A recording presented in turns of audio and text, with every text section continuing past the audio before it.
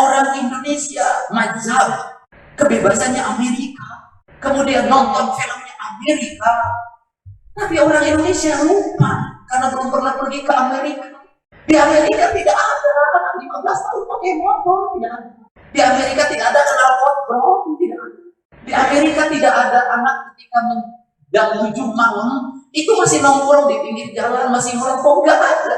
Di Amerika nggak ada anak-anaknya nonton bioskop tanpa didampingi oleh ibu dan bapaknya.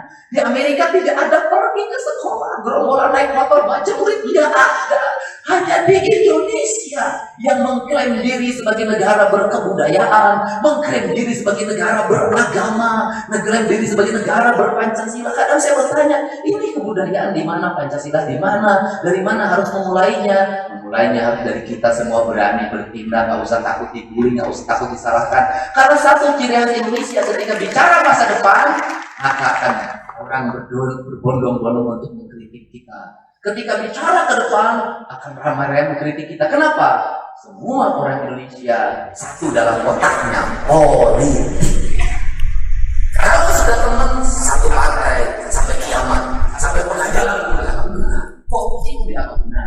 Untuk itu, ini yang harus segera dibangun. Mudah-mudahan kerjasama ini kemana sih arah? Saya katakan, kerjasama ini akan mengarah bukan hanya pada percepatan pembangunan infrastruktur. Kenapa percepatan pembangunan infrastruktur dilakukan, Pak? Kita jujur, tidak mudah bangun infrastruktur. Kenapa? Ngirim pasir ke sebuah tempat yang akan dibeton jalannya, itu bayar, Pak, ke tokoh desanya di sana. Satu truk 100 sampai 150 ribu atas nama organisasi apa saja. Orang lagi kerja nanti ada gerombolan orang pakai baju organisasi. Detek melek. Saya tuh tahu yang begitu. Nah, dan satu orang Sunda, terutama saya tahu karakternya. Orang Sunda itu kalau pemimpinnya bager, maka dia akan memanfaatkan kebagerannya itu. Kalau pemimpinnya lemah, dia akan memanfaatkan lemah pemimpinnya itu.